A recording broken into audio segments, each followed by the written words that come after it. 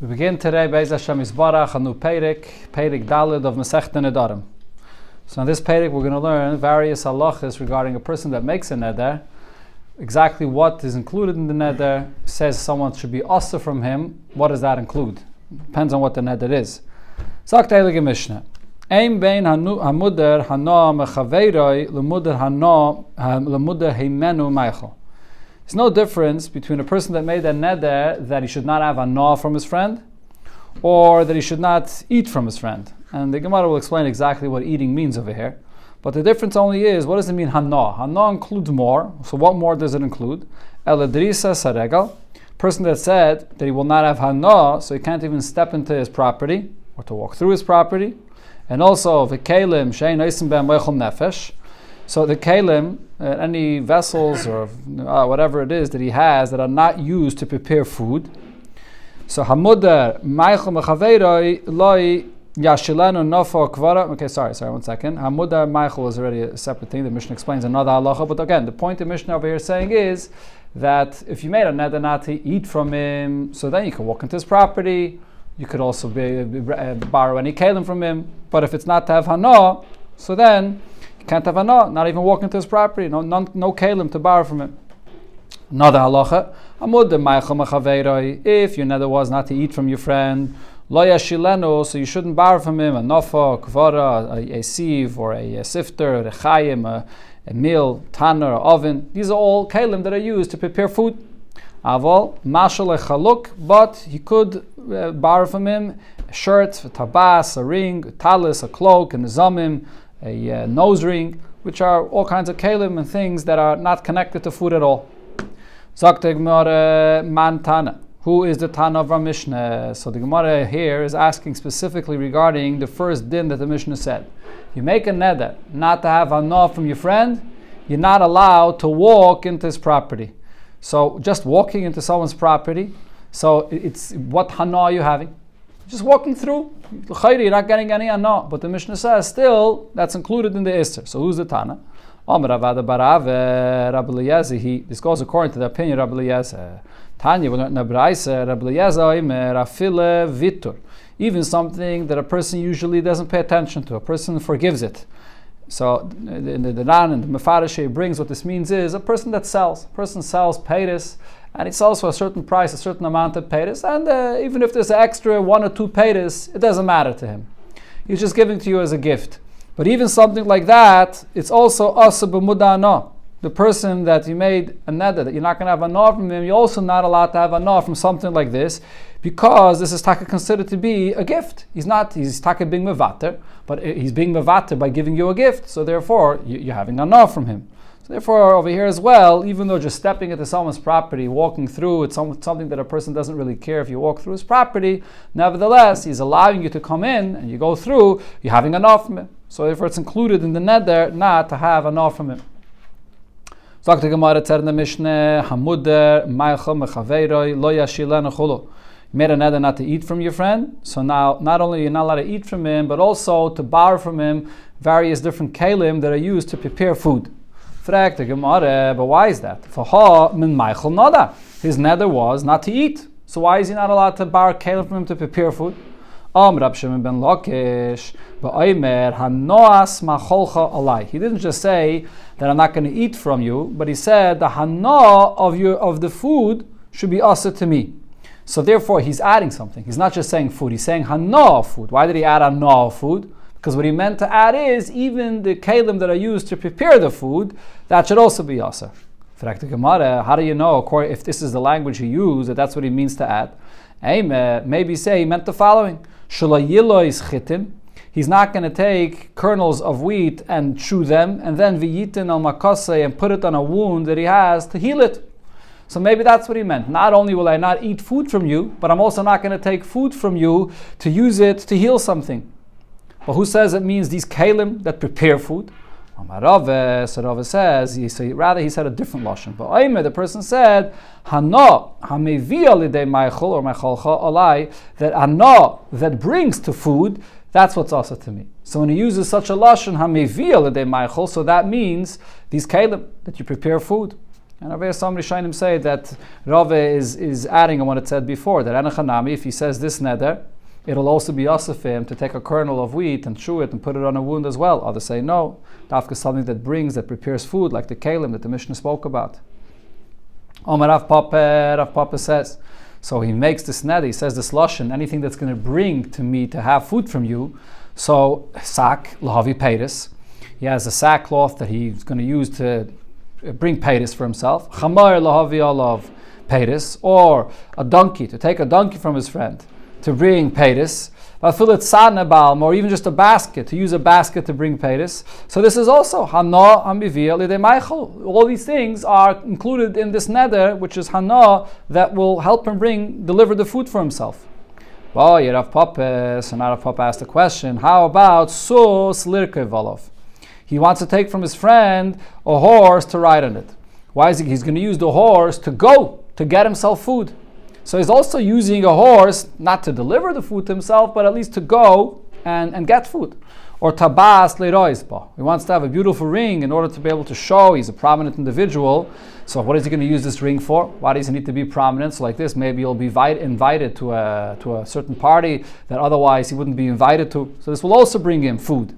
What's going to be the halacha? Mahu, is this included in hana that brings you meichel? So this is a little bit different than before. Before we're talking about using things to deliver food to yourself. Here, these are things that you'll be able to go to get food. Is this also included? Or a third question is mifsak umezel ba'are. If you want to take a shortcut, you're not walking into a person's property, but you're walking through his property, taking a shortcut to get to a place where there's food for you. So if you made this neder not to have a nod that brings the food, is this all included or not? Toshama. So he says, let's see what it says in our Mishnah. Aval mashal lechaluk talis and zomim v'tabois. If you made this kind of a neder, you still are allowed to borrow from your friend a shirt or a cloak or a ring and so on. So now, why did the Mishnah have to say this? Hey Chidami, what is the case of the Mishnah? If you're going to say what the Mishnah is speaking about is he's not going to use any of these items that he's borrowing from his friend to show off with it in order to gain a certain status, to be able to enter into a certain party or to get food somehow with it. Stam wants to borrow these items to use them for any purpose, not related to food at all. If so, is there a chiddush here in the Mishnah by saying that if the neder was related to food, that these items you can borrow? Of course. So what's the pshat in the Mishnah? That these items, you're allowed to borrow them even if the purpose of you borrowing them is in order to show off, to have a certain status, to be able to get food through this. And the Mishnah says that you're allowed to borrow it if you made this neder not to have a no that brings the food. And says the Gemara, loy. That's not the pshat in the Mishnah. Lo'olam shaloi le'rois. Really, the Mishnah that mentions that you can borrow these items, it's not showing off in any way that will bring you food. It's time to use them. But why does the Mishnah say it? It's taka no chiddush. But va'aydi diktoni reisha lo yashilenu. Because in the reisha of the Mishnah it says that when you make a neder not to have a no, so then you're not allowed to borrow any kalim, not just kalim that are connected to eichel nefesh. You're not allowed to borrow any kinds of kalim. Or, the Mishnah in the Reisha says, Lo yashilenu. This refers to what the Mishnah says regarding those kalim that are related to food, that you do prepare food with them. So it's telling you the halachas of those kalim that you do prepare food, that you shouldn't borrow them. So Tani Seifim Ashilai. So therefore the Mishnah also says, but there are other kalim that you don't prepare food with them, and them you are allowed to borrow. So the Mishnah finishes off with this halacha, even though it's an obvious halacha. This next Mishnah is a continuation to this previous Mishnah that we just learned. So Zok Teilige Mishnah, we're talking here about this person that made the neder not to have any ano that will bring to food. Ano amivil l'dei meichel. So on this the Gemara says, the Mishnah says that is this neder, v'chol davar she'ein oisim by oichel nefesh, even other things, other items that are not used to prepare oichel nefesh with them. Right, so in the previous Mishnah it said that those things you're allowed to borrow, but here the Mishnah now says, but makaim shemaskirin keyatzeben, if these items are usually items that people don't borrow, they don't lend it out, but rather you have to pay, you have to rent it. Aser. So in such a case, it won't be allowed for you to borrow it from your friend that you said that you shouldn't have a nod from him that will bring to food. Why? Because you're saving yourself money. You're saving yourself money and you'll be able to use that money to buy food for yourself. Right? And the person would have to, he needs to have food, and like this, he would have to have an oven or these kalim that'll have to, part of the money that he would buy food would have to go also to prepare to cook the food, but now you can borrow it, so you'll have more money for more food. So therefore, it'll be awesome. So the Gemara Meklal, from this I understand the Reisha. What is the Reisha of the Mishnah speaking about? In other words, the previous Mishnah, Afalpi she'ein maskirin. So over there, the Mishnah said that even in a case, so going back to what it said in the Mishnah before, when it was speaking about those kalim that are used to prepare food, the sieve or the sifter, the mill and the oven. So those things the Mishnah said, person that made this neder not to have hana from food is never allowed to borrow them. What was the chiddush there? The previous Mishnah was saying that those items, those kalim that are used to prepare food, you're not allowed to borrow them even if these are not things that people rent out, because they're made to prepare food. Right? But the question though is, if this is something that people do not charge money for, people just lend it out, why should you not allow to take it from your friend that you made a neder from him not to have hana that brings to food? But this is something that your friend doesn't even care. You're going to take it, you can borrow it from him, you can borrow it from someone else. He's not giving you any gain, any hana by the fact that he's lending it to you. It's something that people forgive. People allow you to use it without any charge anyways. So what kind of hana related to food is he giving you, if this is something that people don't charge for? So the Gemara again says, Man Tane, who's the Tana of our Mishnah? Omer Avada Barave, Rabbi Eliezer. It goes according to Rabbi Eliezer. Just like we said before, regarding a neder, that you won't have a no from your friend, any no. So you're not allowed to walk into his property, because it's his property. He's allowing you in, so you're having a no from his property. He doesn't care if you walk into his property, it doesn't make any difference. It's something that people don't care about. Rabbi Eliezer holds it doesn't matter, even though people don't care about it, but still you're walking into his property, so he's giving you something. Same thing over here, borrowing a keli, even though this is something that people never charge for. So therefore, this is something that he's not giving you any gain, that he didn't charge you for it, but nevertheless, he's giving you something. So therefore, it's considered to be ana, and therefore it'll be aser. So you made a neder not to have hana from your friend. So shaykaloi es shikloi. So again, you made a no that your friend will not have a no from you. Okay, so now you're allowed to give machzas a shekel for him. It's not considered to be that you gave him a no. Yeah, amudar no mechavera. So your friend is not allowed to have a no from you. You made a neder that he shouldn't have a no from you. So you are allowed to give machzas a shekel for him. Upereya is chayvai, and so too you're allowed to pay up his loan. And you're also allowed to return him his lost item. Okay, so the Gemara is going to explain all these things. Why isn't it considered to be that you're giving him hana? You're paying him, you're giving him the mitzvah of machzas shekel for him, or paying up a loan for sure. It should be considered to be a hana. You're giving him his lost item. So the Gemara, the Mishnah says in all these cases, you're not giving him any hana. You're allowed to return it. If it's a place that people take pay for returning a lost item, either that's just a minig makim, or the pshat is that you took off from your work, so you lost money for this, that you returned this lost item. So usually you get paid for this. And the person that you're returning the lost item to doesn't want to get paid. So what happens with this money? The fact that he's not paying you, so you're giving him a gain, that you're giving him back to him for free, even though you should have gotten paid for this. So that money that he should have paid you, tipul anah la hektish. So that anah has to go to hektish. Now he's not allowed to have anah from this money, because this is over here, this is the case that he should have paid for this. So the money should go to hektish. Okay, the Gemara is going to explain every part of the Mishnah. Let's see. Zok the Gemara. So the first two cases, it said that you can give machzas shekel for him, and you can pay him his loan. Alma, what I see from this is avruchi ari ba'almahu.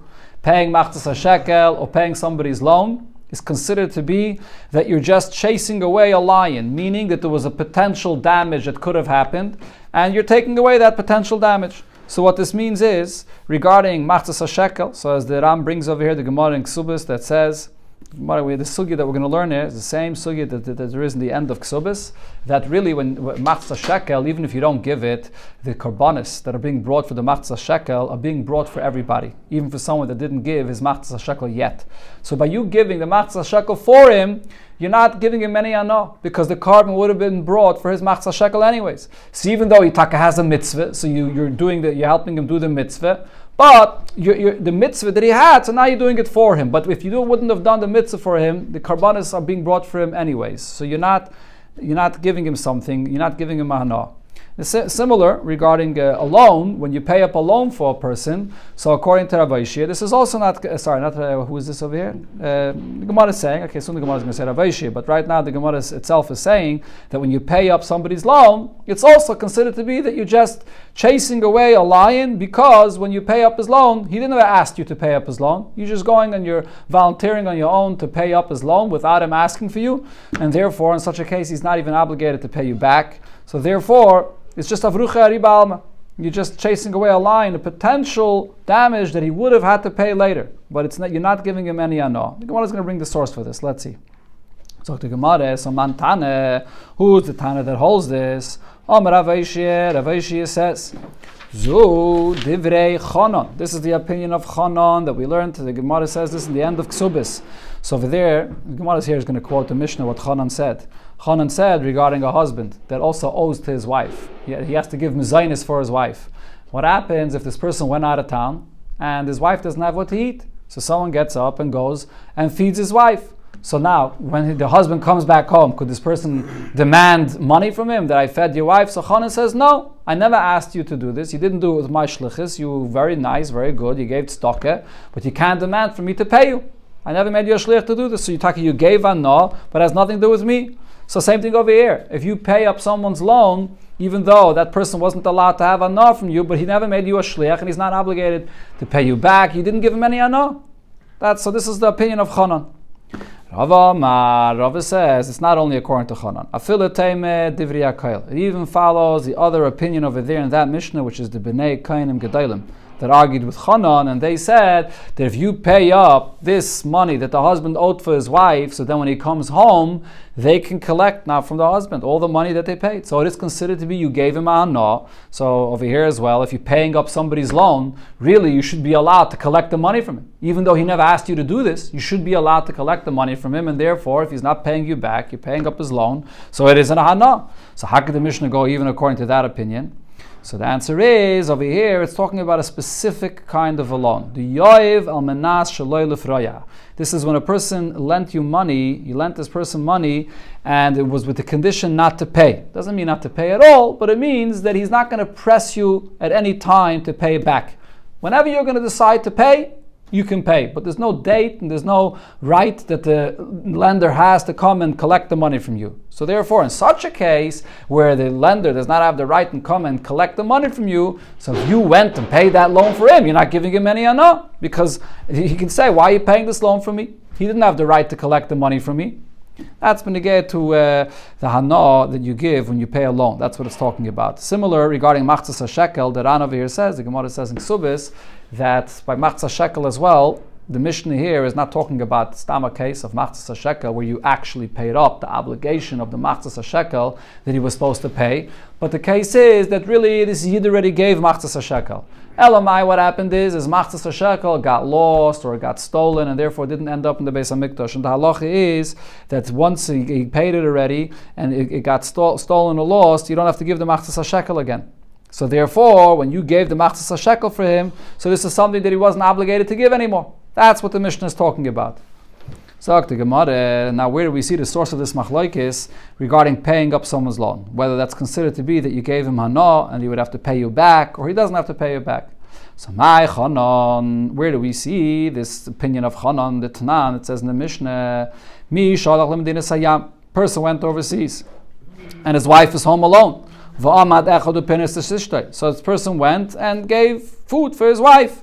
Chanan says, you lost your money. I never asked you to pay this money. You did a mitzvah of tzedakah, but I don't have to pay you back. The Bnei Kainim Gedalim argued in Chanan, and they said, Yishava kama hoitzi. He has to swear exactly how much he spent, how much he paid for the food of his wife, and v'yita, and he's going to get paid from the husband that was supposed to feed his wife, and you get paid.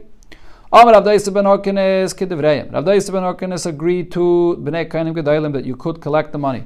Rabbi Yochanan ben Zakkai, but Rabbi Yochanan ben Zakkai said, Yafe Oma Chanan. That what Chanan said is right.